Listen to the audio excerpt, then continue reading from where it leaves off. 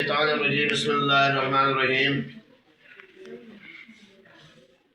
देखने वालों को, सुनने वालों को, तमाम दोस्तों को मेरी तरफ से अस्सलाम वालेकुम।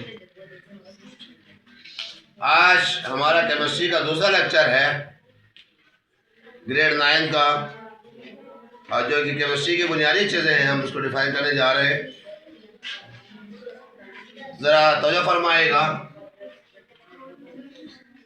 हमारे पास फंडामेंटल्स ऑफ केमिस्ट्री जो है, इसमें सबसे पहले हम डिफाइन करेंगे एटम को। एटम की क्या तारीफ होगी? Such particle of matter which is consist of electrons, protons and neutrons is called an atom. 18वीं सदी में एटम की तारीफ क्या थी? जॉन डाल्टन ने क्या तारीफ की? मादे का नाकाबिल तकसीम जर्रा।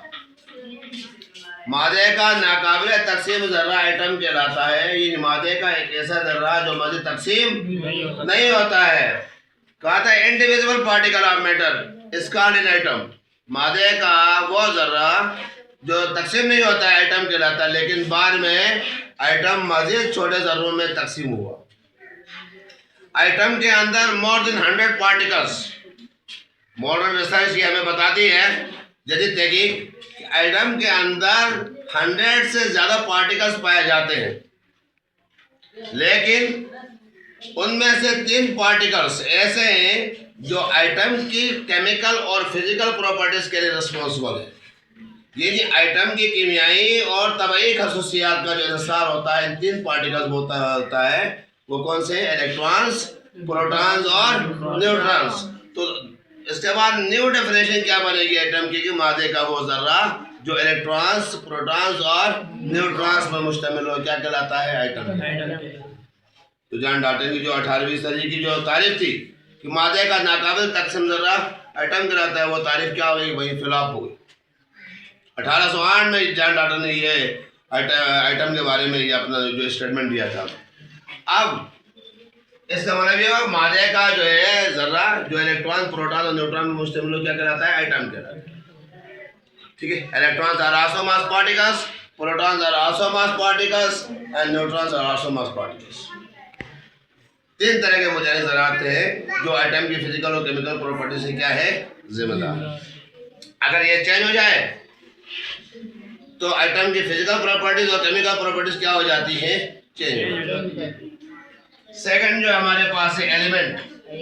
आसान जबान में अगर मैं इसको बता दूं उर्दू में, तो इंग्लिश में क्या तारीफ की गई हमने सबसे पहले देखें।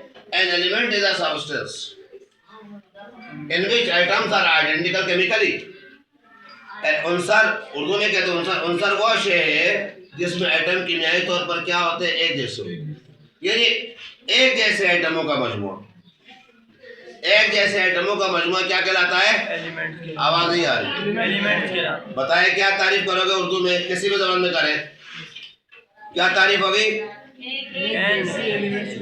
एक जैसे एटमों का मजमूआ एलिमेंट। ऑक्सीजन है तो ऑक्सीजन एलिमेंट है, तो सारे एटम किसके हैं? ऑक्सीजन के। कार्बन एलिमेंट है तो सारे एटम किसके? कार्बन के हैं। आयरन लोहा एलिमेंट है तो सारे एटम किसके? आयरन के। कॉपर एलिमेंट है तो सारे, मैं कॉपर एलिमेंट की बात करूं तो सारे एटम किसके हैं? कॉपर के। और सारे सबकी प्रॉपर्टीज क्या है?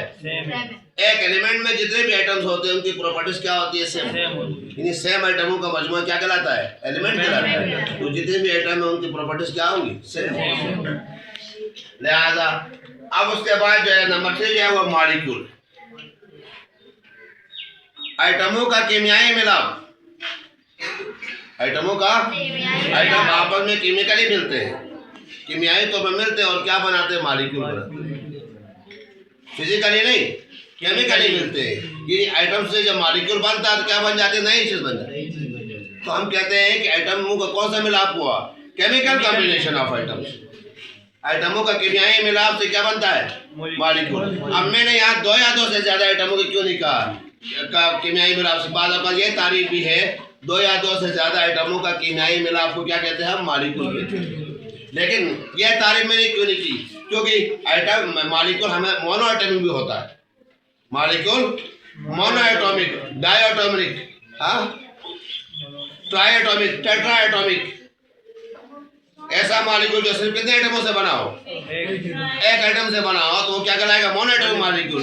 इसलिए मैंने यहाँ ये नहीं कहा कि दो या दो से ज्यादा आइटम्स आपस में मिलते हैं और मॉलिक्यूल बनाती है, तारीफ मैंने नहीं की। क्यों कि आइटम जो है वो क्या मोनोएटॉमिक होता है। ऐसा मॉलिक्यूल मोनोएटॉमिक भी होता है। ऐसा मॉलिक्यूल जो सिर्फ किससे बना हो, एक आइटम से मिलकर बना हो, वो क्या कहलाता है, मोनोएटॉमिक। जैसे नोबल गैस है, वो क्या है, मोनोएटॉमिक है, मोनोएटॉमिक गैस, क्योंकि उनकी वैलेंस शेल में इलेक्ट्रॉन क्या होते हैं, पूरा होते हैं। पूरा होने के बाद से आपस में कीमियाई तौर पर कंबाइन नहीं होती है, तो इस वजह से वो मोनोएटॉमिक होती हैं। तो क्या तारीफ हो गई, atoms combine chemically forms molecule. Atom कीमियाई तौर पर मिलते हैं और क्या बनाते हैं, मॉलिक्यूल बनाते हैं। जब मॉलिक्यूल बनेगा तो क्या बनेगी, नई चीज बनेगी। इसलिए मैंने एक वर्ड का इस्तेमाल हुआ है, केमिकल। कौन सा वर्ड का इस्तेमाल हुआ है, केमिकली का इस्तेमाल हुआ है, क्योंकि यहाँ आइटम को इस तरह कीमियाई तौर पर मिलते हैं। जब आइटम कीमियाई तौर पर मिलेंगे तो क्या बनेंगी, नई चीजें बनेंगी, जिसकी प्रॉपर्टीज उन आइटमों की इंडिविजुअल प्रॉपर्टीज से क्या होंगी, बिल्कुल अलग होंगी।